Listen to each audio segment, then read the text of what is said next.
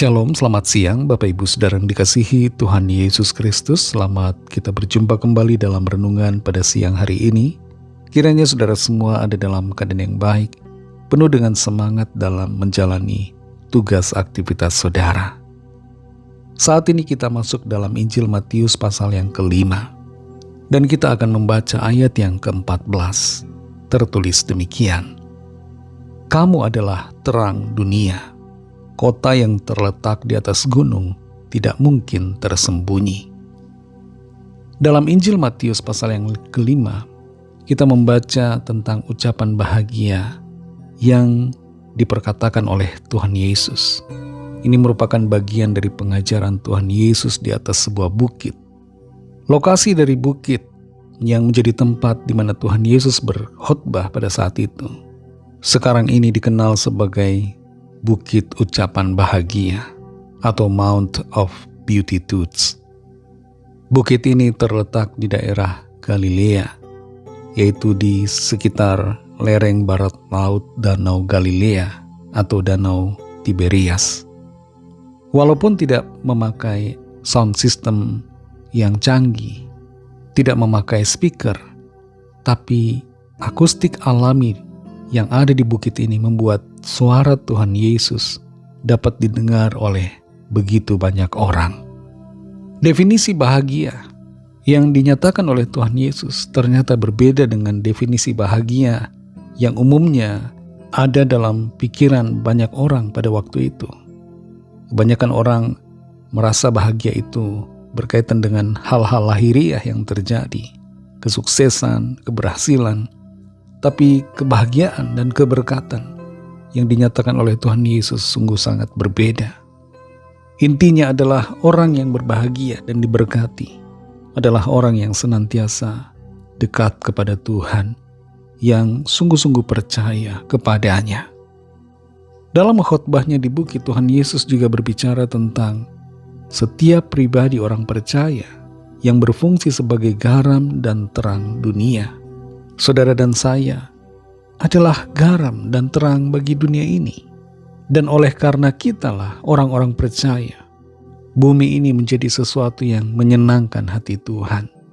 Ketiadaan orang percaya membuat bumi ini mendukakan hati Tuhan.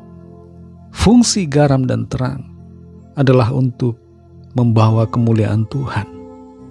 Dalam ayat yang ke-14 dari Matius 5 ini tertulis, kamu adalah terang dunia. Kota yang terletak di atas gunung tidak mungkin tersembunyi. Secara teori, kalau ada sebuah lilin saja yang dipasang di sebuah rumah, di tepi jendela rumah itu pada malam hari, cahaya dari lilin yang kecil ini di malam hari di atas gunung bisa nampak dari jarak yang begitu jauh dari gunung ini. Mata manusia punya kemampuan mendeteksi cahaya yang sangat redup meskipun jaraknya sangat jauh, khususnya dalam situasi yang gelap.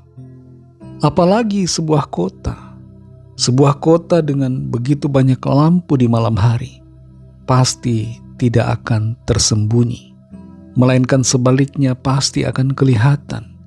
Dan inilah saudara yang menjadi natur kita sebagai orang percaya.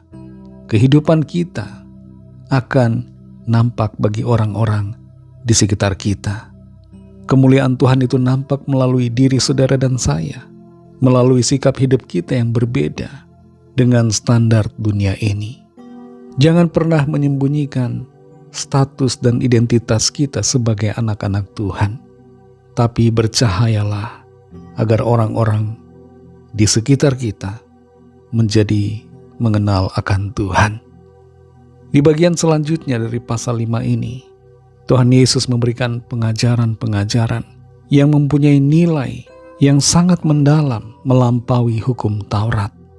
Banyak kali orang berusaha memenuhi hukum Taurat secara lahiriah, tapi ternyata hatinya tidak beres di hadapan Tuhan.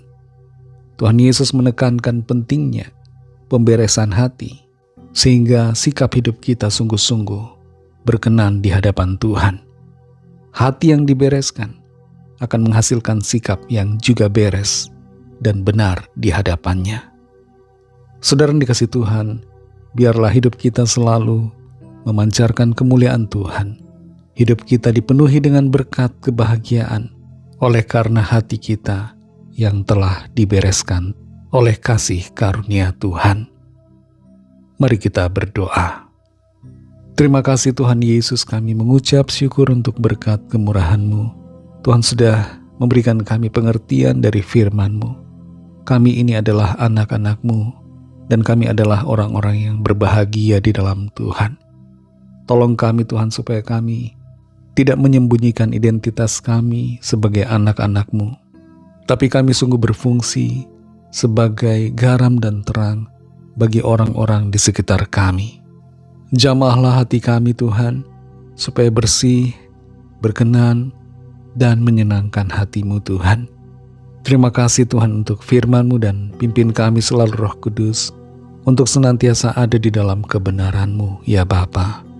Dalam nama Tuhan Yesus Kristus kami sudah berdoa dan mengucap syukur. Haleluya, amin. Puji Tuhan, saudara yang dikasihi Tuhan. Selamat melanjutkan aktivitas saudara. Tuhan Yesus memberkati dan sampai jumpa pada hari Senin yang akan datang dalam renungan yang selanjutnya. Haleluya.